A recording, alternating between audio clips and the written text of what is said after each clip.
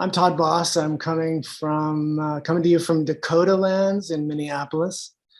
Um, I'm going to read four poems, and I themed them all on the topic of women. I've been obsessed with women, well, you could say for a long time now, but lately I've been obsessed with women primarily because the world's um, consciousness is shifting in a feminine direction, and it's really interesting to invest time in women's voices and women's film and women's music and women's writing and women's work um, as it evolves and makes itself more present in our lives. And I think there's just a lot to learn, and I've been paying a lot of attention. I've got four poems I want to share from a new collection coming out from Norton called Someday, the Plan of a Town. And I think I'll start with the title poem from that collection. And if you don't mind, I'll share the poem on screen while I read it. I just like it when you have both opportunities to experience the poem. Someday, the plan of a town, right down to its side tracks and back alleyways, will match, or so goes the dream, with some identical patch of neural network your rogue thoughts roam in. Overlay it like those musculoskeletal transparencies with which anatomy textbooks come bound. And you'll be at home in its dog-like joint work of cobbled kinks, and your body will resound at every fork, tuning fork-like. And every road you ever rambled will be re-scrambled to appear to have brought you here where you fit so perfectly, where you can practically predict where to find every bench or postbox, and where you can cue every little old lady who leaves her flat to buy bread, as if she were locking up a little room in your head and trading your idea of money for your idea of food before returning to wipe her shoes on the mat your mind's laid flat, and fit her flat key to its shoulder into the strike plate keyhole through which you daily romance her as she grows older. That worn, dome-topped slot that looks as if two question marks met on the road to kiss and mate and make one question, opening, opening, each forever the other's only answer.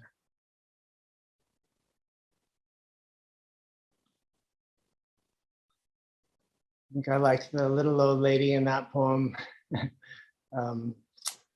I always joke with my kids that there's a little girl in me, and sometimes I speak with her little voice just for a joke, just as a funny way of breaking ice. But in this poem, a little old lady appeared, and I just kept her there, and I just really love her. She does some really interesting work for the poem. The next poem is called She's Going to Be Beautiful. It's a poem about a different woman, Mother Earth.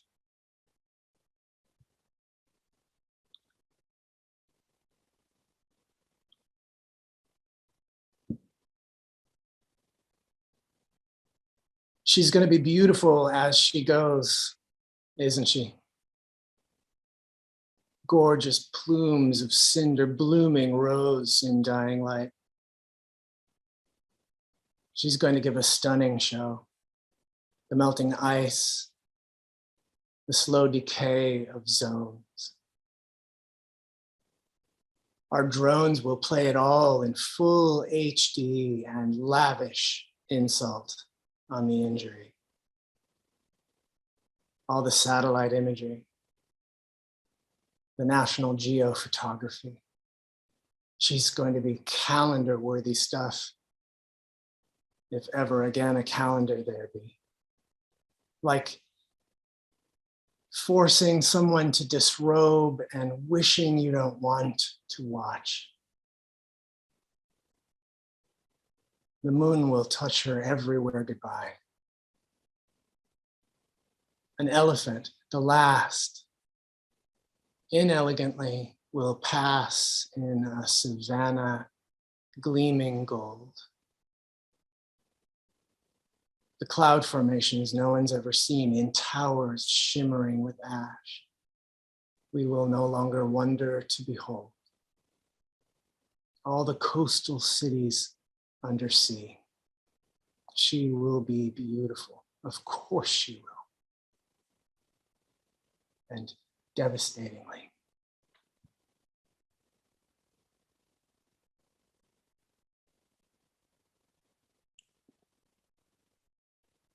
The third of four is about my daughter. My daughter and I have been estranged for, I've been saying 6 years, but last night I counted on my fingers, it's been 8.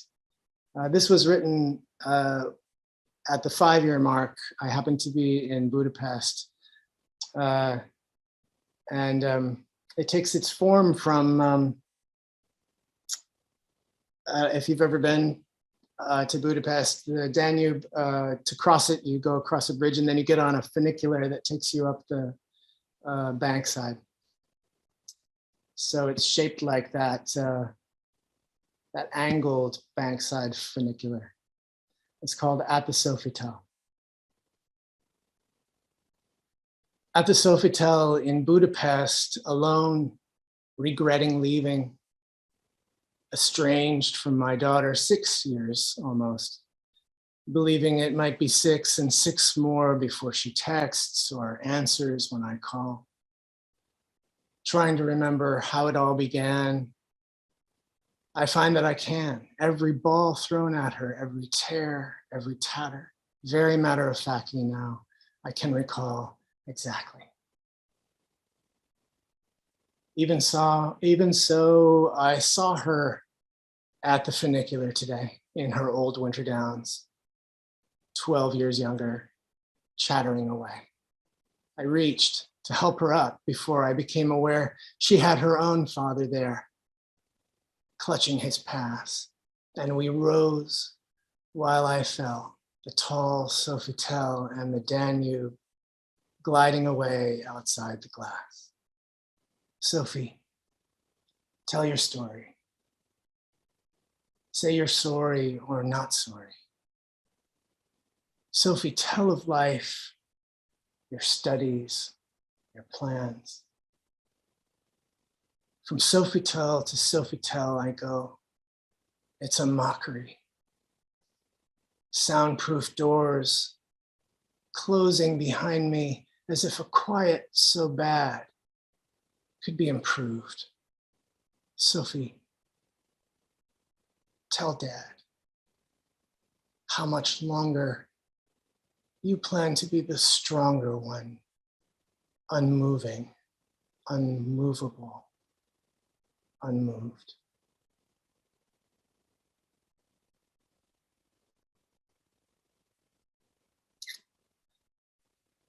And the last one I want to play for you. The last one I want to read for you is takes a different turn. In my dating life, I think about women and romance and sex and all the parts that go into having a relationship with someone. And this came in a kind of a flippant moment after a woman told me that the most sexy thing was a man pushing a vacuum cleaner. It's called If You're Not Doing Her Sheets.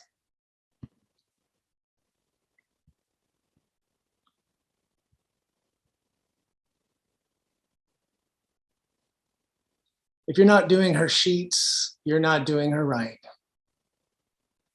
If you want her to find you delicious, do her dishes, and she might. This one goes hot as an oven for a man in an apron. For this one, nothing's sexier than when a man handles her vacuum cleaner.